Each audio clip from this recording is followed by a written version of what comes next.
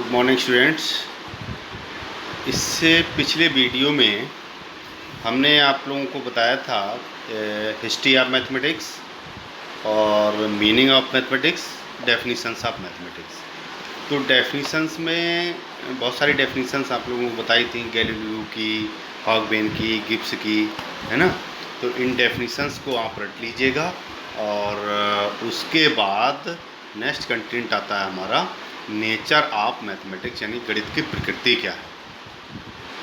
देखिए, अगर डेफिनीशंस की जहाँ बात करते हैं तो डेफिनीशंस तो सबसे इम्पॉर्टेंट गैलीलियो की है। गैलीलियो ने लिखा है गणित वह भाषा है जिसमें परमेश्वर ने संपूर्ण ब्रह्मांड को लिख दिया है। Mathematics is the language in which God has रिटिन the universe. उसके बाद हॉगबेन के अनुसार गणित सभ्यता एवं संस्कृति का दर्पण है। Mathematics is the mirror of civilisation. गणित एक भाषा है। गिब्स के अनुसार मैथमेटिक्स इज द लैंग्वेज, है ना। बेकन के अनुसार गणित सभी विज्ञानों का मुख्य द्वार एवं कुंजी है। Mathematics is the gateway and की ऑफ ऑल साइंस। तो ये तमाम डेफिनीशंस हैं। इन डेफिनीशंस को अगर आप 4-5 डेफिनीशंस को रट लेंगे तो मैं मानता हूँ कि गणित की डेफिनीशंस आप अच्छे से समझ जाएंगे। तो नेक्स्ट जो कंटेंट है नेचर ऑफ मैथमेटिक्स। नेचर यानी गणित की प्रकृति क्या है। गणित की प्रकृति के विषय में बहुत से गणितज्ञों ने बताया है कि गणित एक संगणनाओं का विज्ञान है। गणित मापन एवं मूल्यांकन का विज्ञान है ना। तो ये समस्त जो है गणित मापन, दिशा एवं परिमाण का विज्ञान है। वास्तव में गणित का उसके नाम से ही गणना करना अर्थात गणनाओं का विज्ञान ही माना गया है। उसके बाद आता है सामान्य रूप से अगर हम नेचर ऑफ मैथमेटिक्स के पॉइंट को देखें तो इन पॉइंटों से हम समझ सकते हैं कि गणित की प्रकृति को निम्न बिंदु के द्वारा समझाया जा सकता है। जैसे गणित का ज्ञान हमारी ज्ञानेंद्रियां हैं। तो जो हमारी ज्ञानेंद्रियां हैं, 5 ज्ञानेंद्रियां होती हैं, 5 ही कर्मेंद्रियां होती हैं। 5 ज्ञानेंद्रियां कौन कौन सी होती हैं? 2 आँख, 2 नाक, आँख, कान, नाक, मुंह और त्वचा, ठीक है ना। तो ये जो 5 ज्ञानेंद्रियां होती हैं, इन ज्ञानेंद्रियों के माध्यम से ही गणित के ज्ञान को समझा जा सकता है ना। उसके बाद गणित में अमूर्त प्रत्ययों को मूर्त रूप में परिवर्तित किया जाता है, वो उसकी व्याख्या की जाती है। अमूर्त प्रत्यय क्या होता है कि जिसको हम प्रत्यक्ष रूप में ना हल कर सके ना उसको देख सकें। अमूर्त चिंतन यानी पूर्व का चिंतन जिसे कहते हैं। अमूर्त प्रत्यय को मूर्त प्रत्यय में परिवर्तित किया जाता है। अर्थात प्राचीन काल में जैसे कोई थ्योरम्स है तो वह उसके अमूर्त रूप में है कि आखिर कुछ ना कुछ कंसेप्ट मिला होगा जिससे उसको इनोवेटेड किया होगा, स्वीकार किया गया होगा। अब क्या है, उसको मूर्त रूप में यानी प्रत्यक्ष रूप में उसको कैसे परिवर्तित किया जा सकता है, कैसे उसको सिद्ध किया जा सकता है। जैसे आपको मैं एक एग्जांपल दूं कि a+b का होल स्क्वायर है। तो a+b का होल स्क्वायर आपने रट लिया तो ये अमूर्त चिंतन है ना, कि पता नहीं कहाँ से आया होगा, कैसे हुआ होगा, लेकिन a+b का होल स्क्वायर है, a² + b² + 2ab। इसको मूर्त रूप में कैसे हमें दिखाना है, मूर्त रूप में, प्रत्यक्ष रूप में इसको कैसे सॉल्व करके बताना है, ठीक है ना। तो ये होता है गणित में अमूर्त प्रत्ययों को मूर्त रूप में परिवर्तित किया जाता है, उसकी व्याख्या भी की जाती है। गणित की एक अपनी भाषा है।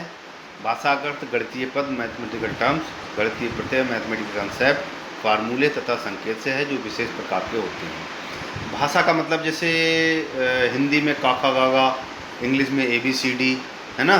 तो इसी प्रकार गणित में भी अंक हैं 1 2 3 4 5 6 7 8 9, ठीक है ना।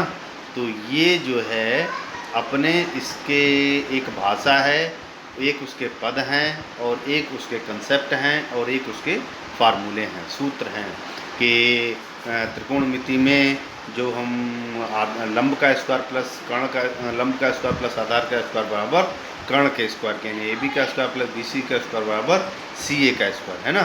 ए प्लस बी का होल स्क्वायर बराबर a square plus b square plus 2ab, a plus b के होल क्यूब। तो ये सभी क्या हैं, एक भाषा के रूप में भी हैं, सूत्रों के रूप में भी हैं, कंसेप्ट के भी रूप में। उसके बाद है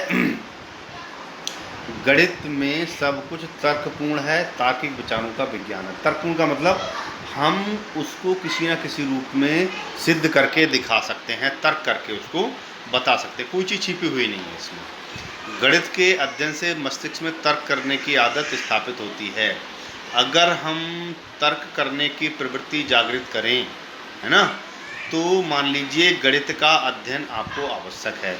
जैसे आप तार्किक योग्यता का वो बनाएं, पहले एक लाइन बनाई, फिर 2 लाइन बनाई, फिर 3 लाइन बनाई, है ना। तो एक तो लाइन हो गई, 2 लाइनों से मिलकर एक एंगल बन गया, 3 लाइनों से मिलकर एक ट्रायंगल बन गया, है ना। तो तार्किकता के आधार पर अगली अगर चौथी लाइन उसमें जोड़ जाए तो क्या बनेगा, चतुर्भुज बनेगा, ठीक है ना। तो ये जो है एक प्रकार से तार्किक चिंतन का ज्ञान है। उसके बाद गणित के अध्ययन से मस्तिष्क में तर्क करने की आदत स्थापित होती है। गणित ज्ञान का आधार निश्चित होता है, जिस पर विश्वास किया जा सकता है। देखिए 2 + 2 4 होता है, ठीक है ना, 3 + 3 6 होता है। अब हम इस पे विश्वास कर सकते हैं कि 2 + 2 का जो जोड़ है वो 4 ही होगा। 2 + 2 का जोड़ अगर कोई 5 करता है तो उस पर विश्वास नहीं किया जा सकता और वह गलत होता है। अब अगर दूसरी भाषाओं में, दूसरे शास्त्रों में आप देखें, जैसे आप प्रकृतिवाद में देखें या आदर्शवाद में देखें। आदर्शवाद में उन्होंने कहा कि आदर्श ही हमारे उसके जीवन के सत्य हैं। जैसे कोई मंदिर के सामने सिर झुकाता है, कोई मस्तिष्क के सामने इबादत करता है, तो ये हमारे पुराने आदर्श हैं। लेकिन आज के विज्ञान के युग में नहीं मानता कोई। जब नहीं मानता तो उसको सिद्ध करके दिखाए कि मैं क्यों नहीं मानता, ठीक है ना। तो ये जो है एक तरीके से कहिए विश्वास के आधार पर इसका अध्ययन किया जा सकता है कि 2 + 2 4 है तो क्यों है, 2 × 2 4 है तो क्यों है, ठीक है ना। अब हम ईश्वर की आस्तिकता पर अगर विचार करें तो ईश्वर की आस्तिकता को हम ऐसे नहीं कह सकते कि हमने सर झुका लिया तो हमारे मनोरथ पूर्ण हो जाएंगे, ठीक है ना। हम केवल अपनी आस्था के लिए कर सकते हैं, लेकिन इसको सिद्ध करके नहीं दिखा सकते, ठीक है ना। विश्वास किया जाता है। उसके बाद है गणित सिद्धांत अनुसार सभी स्थानों पर एक समान होते हैं, उनकी सत्यता की जांच किसी भी समय किसी भी स्थान पर की जा सकती है। देखिए a + b का होल स्क्वायर है तो वो a² + b² + 2ab यहाँ भी होगा, दिल्ली में भी होगा, बेंगलोर में भी होगा, हर जगह होगा। अब इतना हो सकता है कि यहाँ पर a + बा का होल स्क्वायर हिंदी में बता दिया जाए, वहाँ पर a + b का होल स्क्वायर बता दिया जाए, केरल में कन्नड़ में जो भी भाषा हो उसके अकॉर्डिंग a + b का होल स्क्वायर बता दिया जाए, लेकिन होगा वही a² + b² + 2ab, यानी a² + बा² + 2 × आबा। गणित का ज्ञान क्रमबद्ध, यथार्थ तथा अधिक स्पष्ट होता है, जिससे एक बार गणना करने के बाद आसानी से भुलाया नहीं जा सकता। जैसे 2 की टेबल आपने रट ली, ठीक है ना, तो 2 की टेबल को एक बार रटने के बाद आसानी से नहीं भुलाया जा सकता, क्योंकि स्पष्ट होता है। 2 × 8 = 16, यहाँ भी 16 है, वहाँ भी 16 है, हर जगह 16 है। फिर गणित की ज्ञान बालकों में प्रश्न समान दृष्टिकोण, प्रश्न सात्मक दृष्टिकोण का विकास करता है। बच्चों में वैज्ञानिक दृष्टिकोण उत्पन्न करता है। वैज्ञानिक दृष्टिकोण का मतलब है कि किस प्रकार का बच्चे विज्ञान के विषय में, गणित के विषय में अपनी रुचि को बता रहे हैं। उसके बाद इसके विभिन्न नियमों, सिद्धांतों, सूत्रों से संभावित उत्तर निश्चित होते हैं। इनमें संदेह की संभावना नहीं, किसी प्रकार का कोई डाउट नहीं होता है गणित की थ्योरम्स में, गणित के सिद्धांतों में, गणित के सूत्रों में। इससे बालक में आत्मविश्वास, आत्मनिर्भरता विकसित होती है। आत्मविश्वास कैसे विकसित होता है, जैसे कहीं पे कोई कंपटीशन चल रही है तो वहाँ पे पूछा गया नौठे 72, नौठे, तो बच्चे ने खड़ा होकर बोल दिया 72, मीन्स उसे अपने में एक आत्मविश्वास है कि नौठे 72 ही होगा, इसमें कोई इफ बट नहीं है।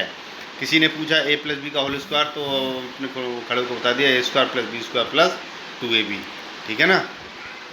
तो उसमें आत्मविश्वास होता है, आत्मनिर्भरता होती है। गणित के ज्ञान का उपयोग विज्ञान की विभिन्न शाखाओं में किया जाता है। तो इसके ज्ञान का उपयोग विज्ञान की विभिन्न शाखाओं में किया जाता है। तो ये जो गणित की प्रकृति थी, यानी नेचर था, उस नेचर को आप ठीक से अगर पढ़ते हैं तो उससे ये क्लियर होता है कि गणित का ज्ञान एक ऐसा ज्ञान है जिस पे विश्वास किया जा सकता है, तर्कपूर्ण ज्ञान होता है, तार्किक क्षमता विकसित होती है, वैज्ञानिक दृष्टिकोण विकसित होता है ना, और एक आत्मविश्वास पूर्ण ज्ञान होता है। ये सभी जो है नेचर ऑफ मैथमेटिक्स के अंतर्गत आते हैं।